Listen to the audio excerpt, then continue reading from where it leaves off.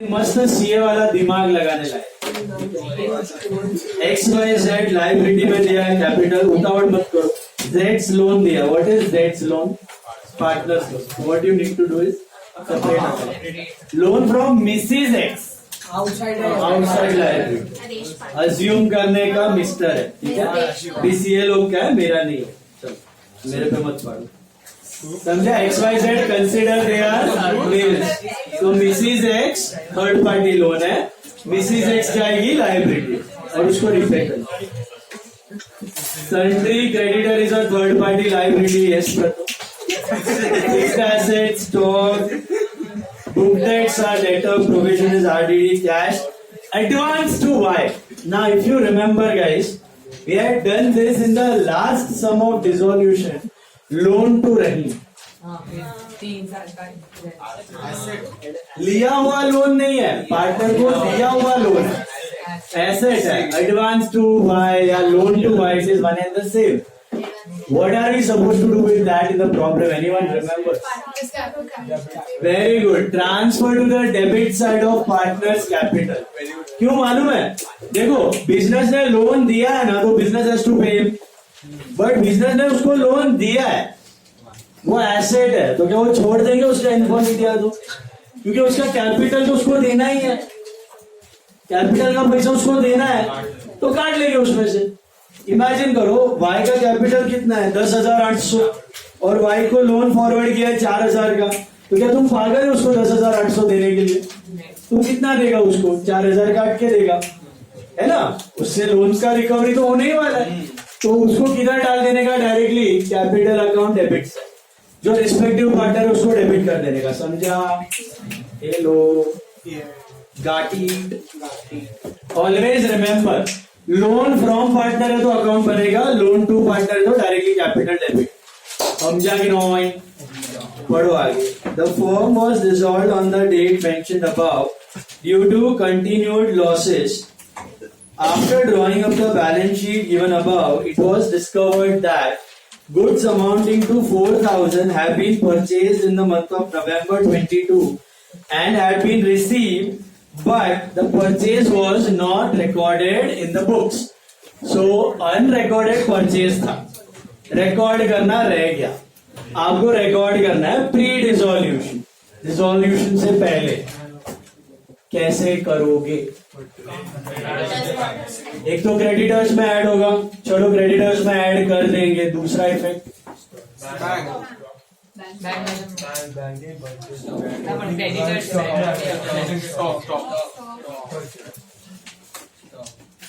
Stock में हैरान गति नहीं है। स्टॉक कैसे वैल्यू होता था, हमने इन्वेंट्री चैप्टर में देखा था।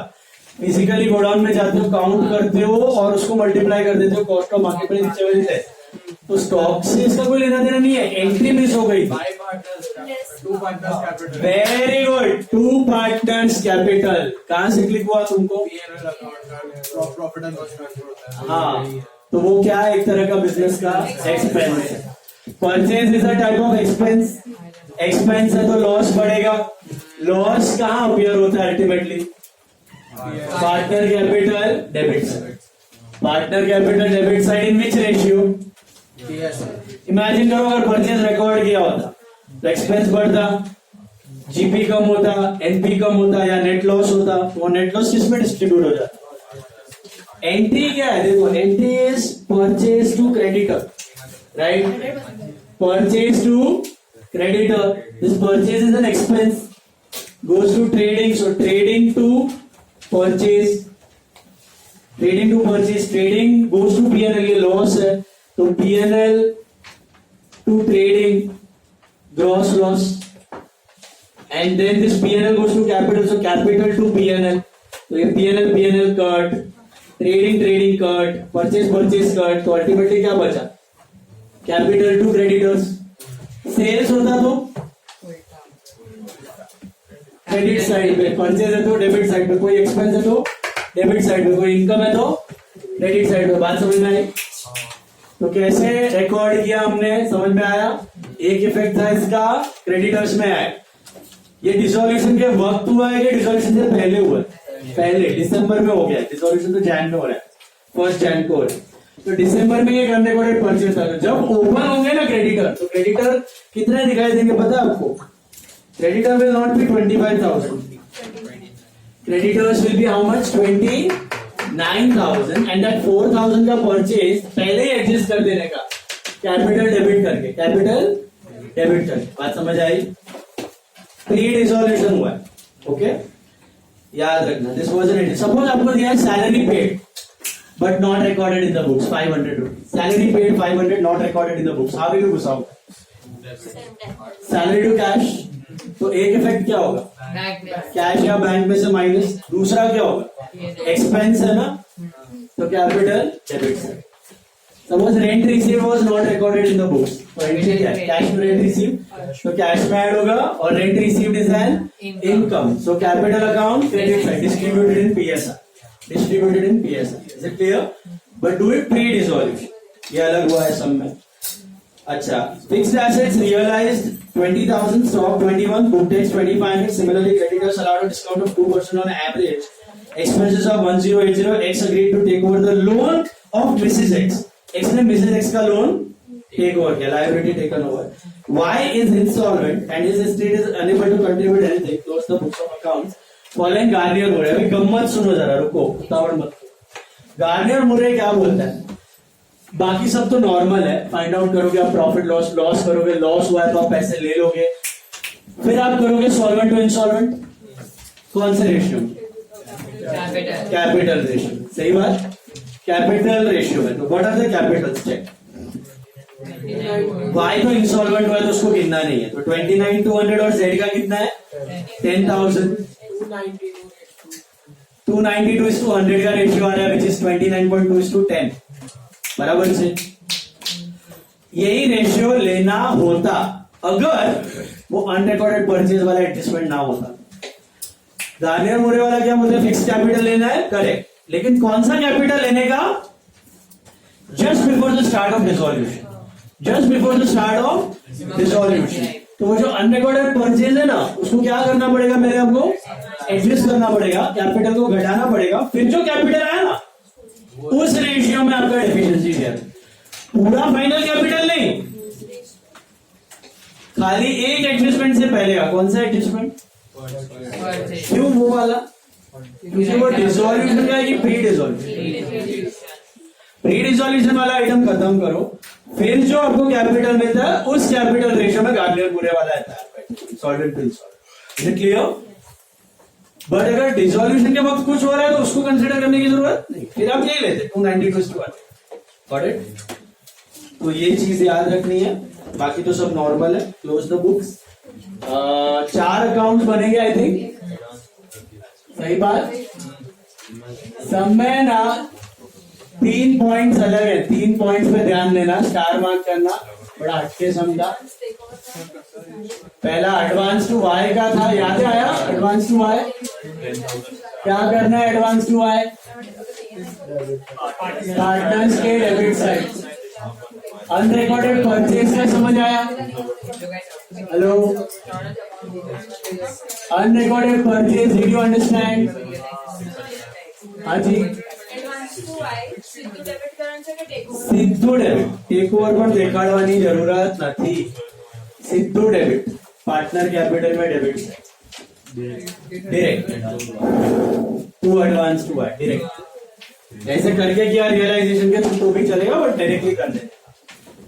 और तीसरा था आपका गार्नियर मुरे। गार्नियर मुरे के लिए कैपिटल रेशियो कौन सा कैपिटल चाहिए? Just before dissolution, just before dissolution. Okay, notes में भी दिया हुआ है आपको, अगर आप पढ़ोगे। कोई पढ़ने का करता है मेहनत कुछ? इतना ज्यादा मैं प्रिंट करवा रहा हूँ, देखो कहाँ कर गया गार्नियर मुरे।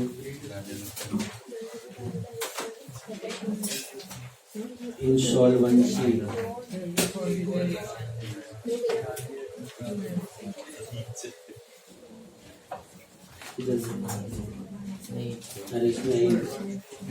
मॉड्यूल में इसमें प्रिंट कीजिए, मॉड्यूल में है लेकिन। ओके, सो प्री डिसॉल्यूशन लेना है आपको, याद रखना। नाउ सी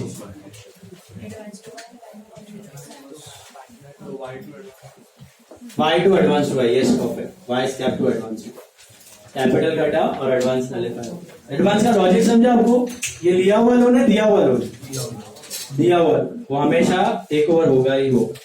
चलिए शुरू करते हैं। सबसे पहली चीज empty the balance sheet. Start with 2 fixed assets, this is 40,000। Then you have got 2 stock, that's 25, 2 book debts, this is 25, this is by RDD,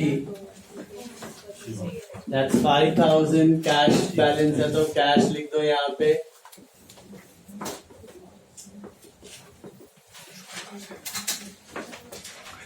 This is 1,000 advance to buy, this is 2 advance to buy, that's 4,000। Capital accounts will be by balance BD, 29,200, 10,800, 10,000।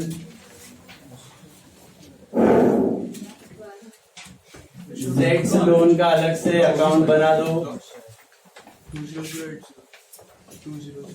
Z's loan will be by balance BD, 5,000.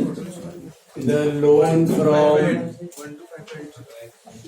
Mrs. X is 10,000 and creditors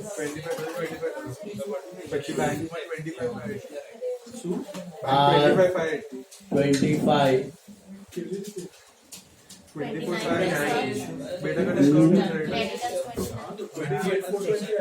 Creditors are not 25, sorry. Creditors will be 25 plus 4, 29. Board में देखना guys. Creditors will be 29 straight. And what about that purchase thing? To purchase, कौन सा ratio में जाएगा? 2:2:1। तो करो 4,000 2:2:1 में 1600, 1600 and 8। अभी गम्मत देखना, जब आप कैपिटल रेशियो लोगे ना एक्स और जेड का, तब ये नहीं लोगे 29,200 और 10,000 नहीं लेना। 29,200 माइनस 1600, क्योंकि डेबिट हुआ तो बेटा ना कैपिटल। हेलो, और 10,000 minus 800. So it's basically 27,600 is to 90:1, which is 3:1. So 3:1 में जाए, समझ आया? क्लियर? पक्का पक्का। एडवांस वाला मत देखना, एडवांस वाला डिसोल्यूशन के वक्त में, ये pre dissolution, okay? Pre dissolution वाला उड़ा के बाद में रेशियो देना। चलिए, first step is done. Purchase वाला एडजस्टमेंट भी हो गया। अभी रियलाइज करते हैं। So by cash fixed assets realise 20,000, stock 21, book debts are debtors 20,500। What is this total? 61,500. To realization 61,500. इधर आएगा आपका टू कैश। इसमें क्रेडिटर्स कितना है? 2% डिस्काउंट काटो।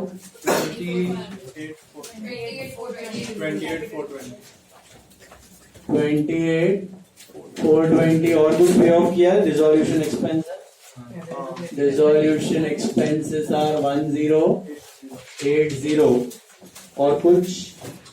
Will you pay off loan from Mrs X? ये एक्स लेके गया है, तो लोन फ्रॉम मिसेज एक्स और कुछ। By realization 28,420 and by realization 1080. ये आएगा इधर एक्स कैप में bye realisation 10,000. So what about this loan, next loan? क्या करना है इसका? पे ऑफ करना है. कुछ नहीं दिया है तो पे ऑफ मिला 5,000 पे ऑफ. इधर बाय जेट्स लोन. और कुछ बचा? फाइंड आउट प्रॉफिट और लॉस. 24,000 का लॉस आ रहा है. चेक. 24,000 का loss. X, Y, Z. 2 to 1. 96, 48. To realization 96, 48. But एक करस्पॉन्डिंग एंट्री करनी है नोशनल कैश की. कौन लाएगा ये कैश? सिर्फ X और Z, क्योंकि Y तो इंसॉल्वेंट है. 2X 2Z. और अभी करना है नोट फॉर मिस्टर Y. तो amount due from Y. How will you calculate? So debit minus credit, which is 15 है. अरे नहीं. कितना? 15 to 100. 5,000 to 1. 15 to 100. Minus 10,800. 4,400. Sir पहला वाला माइनस है 600 वाला. तो कितना क्या एडजस्ट करो कैसे करना? और वो रेशियो के लिए सॉल्वेंट टू इंसॉल्वेंट का रेशियो लोगे ना कैपिटल का. तब कैपिटल आपको ये नहीं लेना है 39, 200 और 10 नहीं लेना है. आपको लेने मैं बताता हूँ उसका नोट 27, 600 and 9, 200. ये जेड का है. वाई का तो नॉर्मल है इंसॉल्वेंसी. अभी बताता हूँ जो अलग पार्ट है वो मैं बताता हूँ. ये आया बाय 4,400. ये समझ में. ये तो नॉर्मली कर रहा हूँ. लेस वाई ब्रिंग्स कुछ लाया. लेस वाई ब्रिंग्स नील. तो this is what deficiency of Y will be shared by who? X and Z in capital ratio, which is what? 3:1. कहाँ से टपका ये 3:1? 3,300 और 1,100 आया. हेलो. 3,300 and 1,100 मिला. कहां से मिला ये 3:1? देखो इधर छोटा सा नोट बना रहा हूं मैं. कैपिटल बिफोर डिसॉल्यूशन ऐसा लिखना. एक्स का capital before dissolution is 29,200 minus 1,600 which is 27,600 and Y का जेड का आएगा 10,000 minus 800 which is 9,200. Just show this as a note. Capital before dissolution. Capital before dissolution. X का capital is not actually 29,200. It is 27,600. How? क्यों ऐसा scene हो गया? हाँ जी. कुछ चीज थी जो रिकॉर्ड नहीं हुई थी ना प्री डिसॉल्यूशन, तो वो आपने कर दी. बात समझ में आई? ये लो. Got it? 3:1 solvent to insolvent. तो I think XZ to Y आएगा. करेक्ट. XZ to Y ना. तो इधर to Y और इधर by X और by. हाँ. चलिए अभी बाकी दो को बंद कीजिए. बोलिए क्या है? 34,300 और 8,100. 34,300 and 8,100 to cash और by X by set. 34,300 and 8,100 tally हो रहा है. 76,999. 76 900. 76, 900.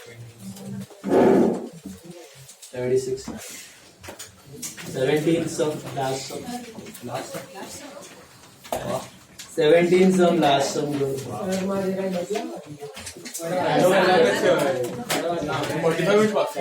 अरे राशि दे रखी है 330. थोड़ा जल्दी. नवो कॉन्सेप्ट है. नवा कंसेप्ट है पीसमेल का, तो आई थॉट कि सही है.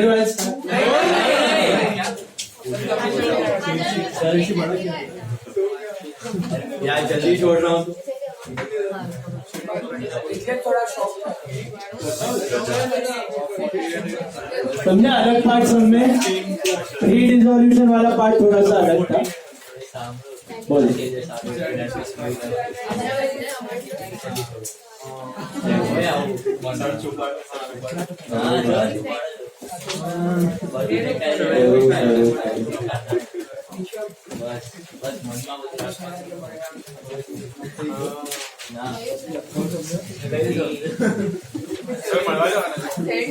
राजा मडवा जाना. चने तू बाहेर आणि इकडे वेगळी सोडलं.